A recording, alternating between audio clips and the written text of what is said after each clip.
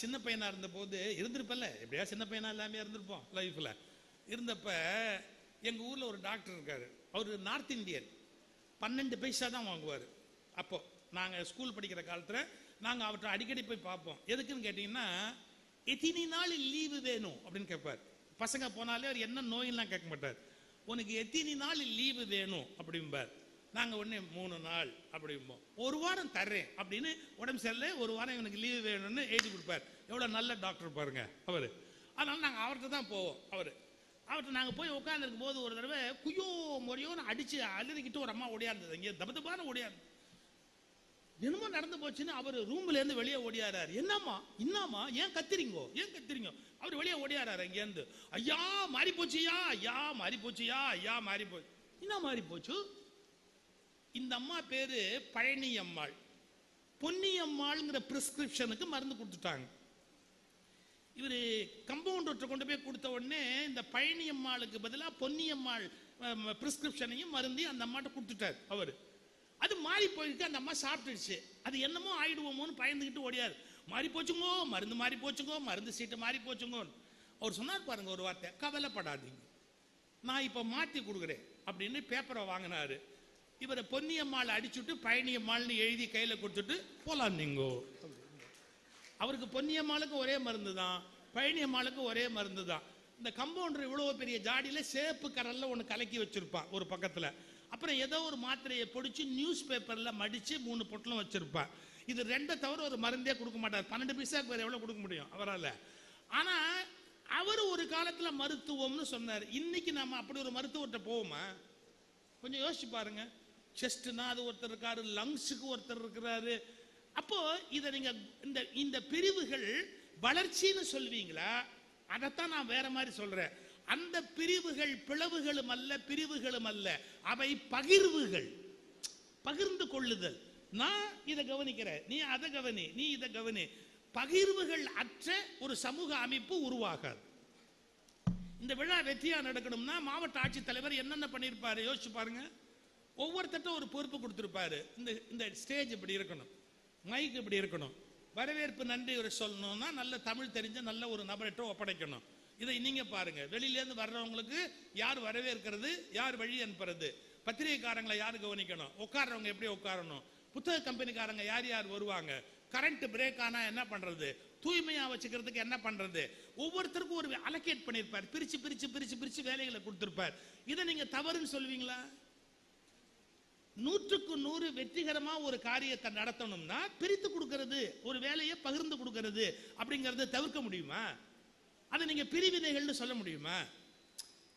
என் கூட பேசுற சாந்தாமணின்னு ஒரு அம்மா பேசும்போது தான் சொல்லுவாங்க, மருமக கல்யாணம் ஆகி வந்த உடனே இந்த அம்மா ரொம்ப மெஜஸ்டிக்கா சொன்னாங்களாம், பாருமா ஒரு வீடுங்கிறது ஒரு நாடு மாதிரி, இது ஜன்னல் கம்பிகளுக்குள் நடக்கிற ஒரு அரசாங்கம், இதுல என்னென்ன இலாக்கா யார் யாருக்குன்னு பிரிச்சுக்கணும். உங்க மாமனார் இருக்கிறார்ல, ஆமா அவர் தான் நிதி அமைச்சர், அவரு நிதி அமைச்சர், நான் தான் காவல்துறை, யார் மாமியார், நான் தான் காவல்துறை. அப்புறம் என் பொண்ணு இருக்கிறாள்ல, ஆமா அவன் எப்படின்னு கேட்டீங்கன்னா மற்ற நிர்வாகங்கள் பிடபிள்யூடி மாதிரி பொதுப்பணித்துறை, மற்ற விஷயம்லாம் அவ கவனிச்சுக்குவா. இந்த மருமக மெதுவா கேட்டா, அத்தை என்னவா வச்சிருக்கிறீங்க அப்படின்னு கேட்டா, ஒன்றும் இல்லைம்மா வீடு பெருக்கி தொடச்சி துணியெல்லாம் சுகாதாரத்துறை இதெல்லாம் உனக்கு ஒப்படைச்சிருக்கிறோம், இதெல்லாம் நீ மறக்காம செய்யி அப்படின்னு இதான் உனக்கு பகிர்ந்து கொடுத்துருக்க. அவ சொன்னா, எதுக்குத்தே இவ்வளோ பெரிய பிரச்சனையெல்லாம் வேண்டாம், மாமா பெரிய ஆளு, நீங்க பெரிய ஆளு, பேசாம நான் ஒன்று எதிர்கட்சி தலைவராக இருந்துக்கிறேன், அதுதான் என் சௌரியமா இருக்கும்னு நான் நினைக்கிறேன், எனக்கு இதெல்லாம் கொடுக்காதீங்க அப்படின்னு. சார், யாரோ ஒரு வீட்டில் ஒரு ஃபங்க்ஷன் நடந்தா கூட வேலைகளை பகிர்ந்து கொடுக்கணுமா இல்லையா? அதிகாரத்தை பகிர்ந்து கொடுக்கணுமா இல்லையா? டெசிஷன் மேக்கிங் சார் இப்பவும் உண்டு.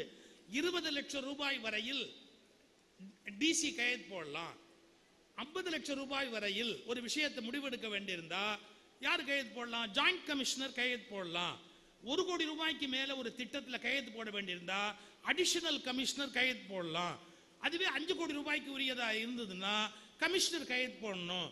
அதுவே 15 கோடி ரூபாய்க்கு இருந்ததுன்னா அந்த சீஃப் செக்ரட்டரி, அந்த செக்ரட்டரி லெவலில் இருக்கிறவங்க கையெழுத்து போடணும். இதெல்லாம் தவிர்க்க முடியுமா? இன் administration classification is essential. Without classification you cannot run an administration. So அதை நீங்கள் தவிர்க்க முடியாது. பிரிவுகள் அந்த பிரிவுகள் பகிர்வுகள். நீ இதை வச்சுக்கோ, நீ இதை வச்சுக்கோ, நீ இதை வச்சுக்கோ, நீ இது வரைக்கும் இதை ஒழுங்கா நடத்து அப்படின்னு. சுகாதாரத்துறைக்கு ஒரு அமைச்சர் இருக்காரு, கல்வித்துறைக்கு ஒரு அமைச்சர் இருக்கிறாரு. இதெல்லாம் இப்படி எல்லாம் பிரிச்சு வச்சிருக்கிறீங்களேன்னா, பிரிச்சாதான் நிர்வாகத்தை நல்லா பண்ண முடியும். சோ பிரிவினை என்ற வார்த்தையை தப்பா எடுத்துக்கூடாது. நான் மாறி பேசுறேன், உன்னை விட்டு மாறி பேசுறேன்னா நான் எதிரின்னு பொருள் இல்லை.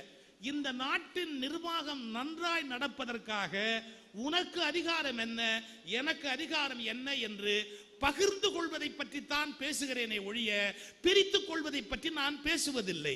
பகிர்ந்து கொள்வதை மட்டும்தான் நான் பேசுகிறேன்.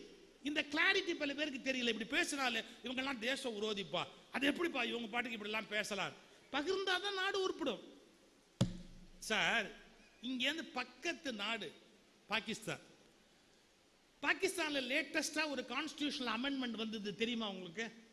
பாகிஸ்தான்ல அந்த பாகிஸ்தான்ல ஜனாதிபதினு ஒருத்தர் இருக்கார் தெரியுமா? இருக்கார், இன்னும் உயிரோடு இருக்கிறார். பாகிஸ்தான்ல ஒரு ஜனாதிபதி இருக்கிறார், ஒரு பிரதம மந்திரி இருக்கிறார். எங்க பாகிஸ்தான்ல ஒரு பிரதம மந்திரி இருக்கிறார். இருக்கிறாரா? இருக்கிறார். அங்க உச்ச நீதிமன்ற நீதிபதி இருக்கிறாரா? இருக்கிறார். உச்ச நீதிமன்றம் இருக்குது, நீதிபதி இருக்கிறார். இவங்க 3 பேரை விட யாரா பவர்ஃபுல்னு கேட்டா அவங்க ராணுவ தளபதி முனீர். கான்ஸ்டிடியூஷனல் அமெண்ட்மெண்ட் கொண்டாந்துருக்கிறாங்க. என்ன கொண்டாந்துருக்கிறாங்க? அந்த நாட்டு ஜனாதிபதியை விட, அந்த நாட்டு பிரதம மந்திரியை விட, அந்த நாட்டு நீதிமன்றங்களை விட அதிக அதிகாரம் உடையவர் முனீர். அதுவும் எவ்வளவு காலம்? அவர் உயிரோடு இருக்கிற வரை, ஆட்சி காலம் வரை அப்படின்னு கொடுத்துட்டாங்க அவருக்கு. இது ஒரு சரியான பகிர்வா இருக்க முடியுமா? ஒரு தனி மனிதனுக்கு சகல அதிகாரங்களையும் ஒப்படைக்கக்கூடிய ஒரு ஆட்சி முறை என்பது சரியான ஒரு அதிகாரமாக இருக்க முடியுமா? நம்முடைய முன்னோர்கள் எவ்வளவு பெரிய அறிவாளிகள் தெரியுமா? இந்த நாட்டினுடைய அரசமைப்பு சட்டத்தை சரியாக கவனித்தால் இந்த நாட்டில் ஒரு காலத்திலும் ராணுவ ஆட்சி வரவே முடியாது. நீங்க இந்த மாதிரி ஒரு அரசமைப்பு சட்டம் நுட்பமா கவனிச்சீங்கன்னா இந்த நாட்டில் காரணம் யாரிடத்திலும் அதிகாரம் குவிவதை, யாரிடத்திலும் அதிகாரம் குவிவதை நம்முடைய அரசமைப்பு சட்டத்தை உருவாக்கியவர்கள் விரும்பவில்லை. அந்த அதிகார பகிர்வு எப்படி வச்சிருக்கிறாங்க நீங்க பார்க்கணும். பக்கத்து நாடு பாகிஸ்தான் அதிகார பகிர்வை எப்படி வச்சிருக்கு, பக்கத்து நாடு பங்களாதேஷ் அதிகார பகிர்வை எப்படி வச்சிருக்கு, குட்டியோண்டு நாடு இலங்கை அது எப்படி வச்சிருக்கு. எதனால நாசமா போச்சு இந்த நாடுகள் எல்லாம்? எதனால நாசமா போச்சு? ஆனா இத்தனைக்கு மத்தியில இந்தியா ஏன் இன்னும் வாசமா இருக்கு? நாசமா இல்ல, வாசமா இருக்குன்னு கேட்டா அரசமைப்பு சட்டத்தில் இருக்கிற அதிகார பகிர்வு முறை. அந்த அதிகார பகிர்வு எப்படி வச்சிருக்கிறாங்க நீங்க பார்க்கணும். பக்கத்து நாடு பாகிஸ்தான் அதிகார பகிர்வை எப்படி வச்சிருக்கு, பக்கத்து நாடு பங்களாதேஷ் அதிகார பகிர்வை எப்படி வச்சிருக்கு, குட்டியோண்டு நாடு இலங்கை அது எப்படி வச்சிருக்கு. எதனால நாசமா போச்சு இந்த நாடுகள் எல்லாம்? எதனால நாசமா போச்சு? ஆனா இத்தனைக்கு மத்தியில இந்தியா ஏன் இன்னும் வாசமா இருக்கு? நாசமா இல்ல, வாசமா இருக்குன்னு கேட்டா அரசமைப்பு சட்டத்தில் இருக்கிற அதிகார பகிர்வு முறை.